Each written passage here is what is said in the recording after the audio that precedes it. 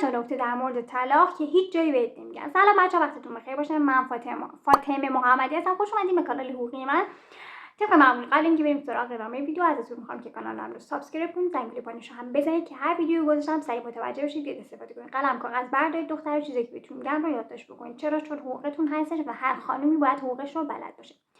ببینید دخترها، من 2-3 روز پیش یک دایرکتی در واقع یک پیوی دریافت کردم توی کانالی که حالا دارم و خانم پیام داده بودش که خانم‌های زیادی بچه‌ها، ولی این خیلی توجه منو جلب کرد که کلا این چند روز هر چی دارم دریافت می‌کنم در مورد مهریه هستش و طلاق و اینها و دقیقاً شرایط مشابه هستش. بنابراین گفتم که بیام و یک ویدیو در این باره در این خصوص براتون بذارم.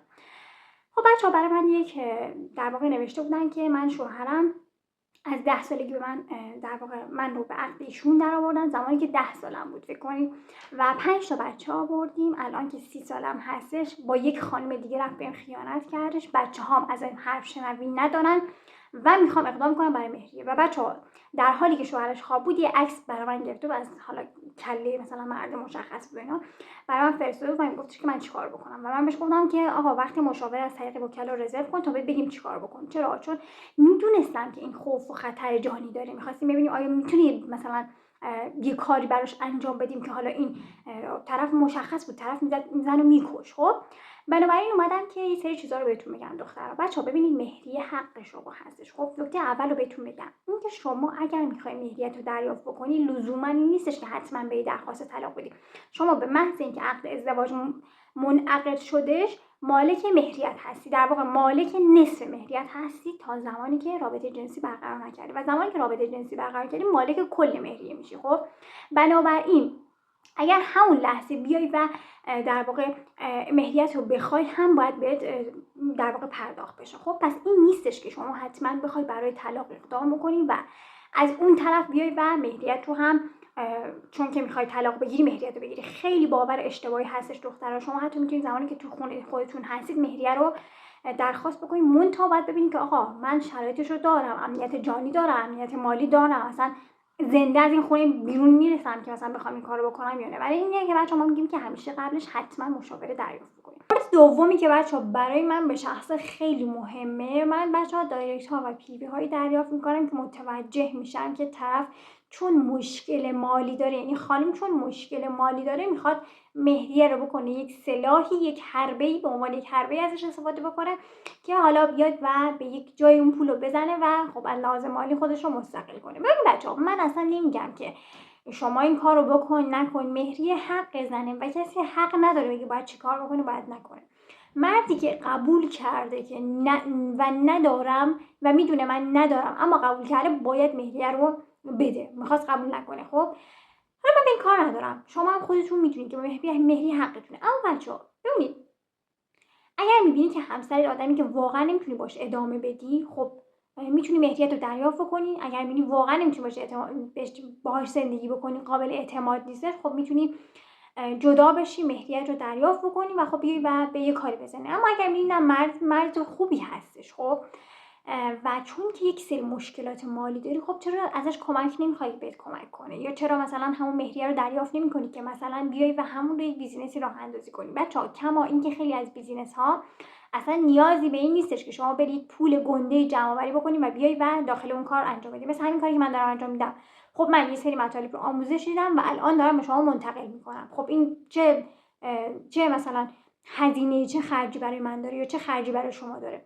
حتی بچه‌ها من یه دوستی داشتم که برای من صحبت میکرد، میگفتش که فلانی که دوستش بودش میگفتش که یک زمانی میرفت سر کار، انگار با هم دیگه همکار بودن و میگفتش که همین دوستش اومده و کنار اون کاری که مثلا میرفته بعد از ظهر میرفته پیش یه خانمی و آموزش فینگر فود میده، یعنی اونجا کار میکرده و همزمان که کار میکرده خب یاد میگرفته.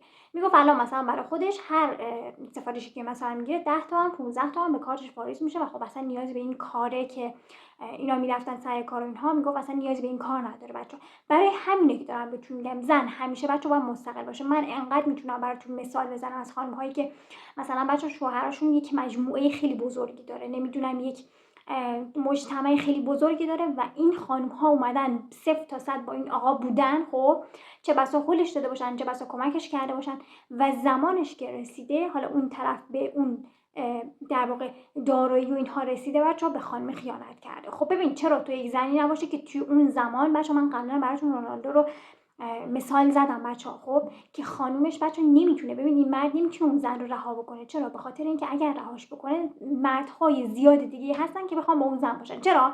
به خاطر اینکه زمانی که اومد با رونالدو زندگی بکنه بچه‌ها، اومد و زندگیش رو ساخت و خودش اومد برای خودش برند خودش رو راه اندازی کرد و الان ببین کسی که بخواد رهاش بکنه بچه‌ها رونالدو هستش که ضرر میکنه، آسیب میبینه. چرا؟ چون اون زن هستش ویژگی‌های خودش رو داره، به نمایش گذاشته و الان اصلا شاید خیلی منتظر باشن که اینها ازم جدا بشن و برن سراغ جورجینا.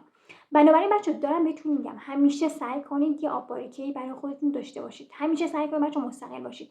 بچه‌ها من دیدم، به عینه میگم، واقعا میگم، زنی که دقیقاً شوهرش همین اتفاق براش افتاد و حالا زمانی که بحث از مستقل شدن و اینها رسیده بود میگفتش که فلانی حالا فامیل شوهرش مثلا محمدی، خب من خودم محمدیم، مجلسی باز اومد، من خودم مثلا محمدی، مثلا فرض کن مثلا محمدی مثلا خیلی آدم خوبه، اصلا اینجوری نیستش. خب دقیقاً این حرفو میزد و بعد مطمئنم که این آدم به مشکل خواهد خورد. چرا؟ چون زندگی بچه پر از چالش هستش و آدم ها زمانی که مدام مشکلات رو حل میکنید مشکلات جدید پیدا میشن. بنابراین سعی کنید همیشه روی پای خودتون وایسین.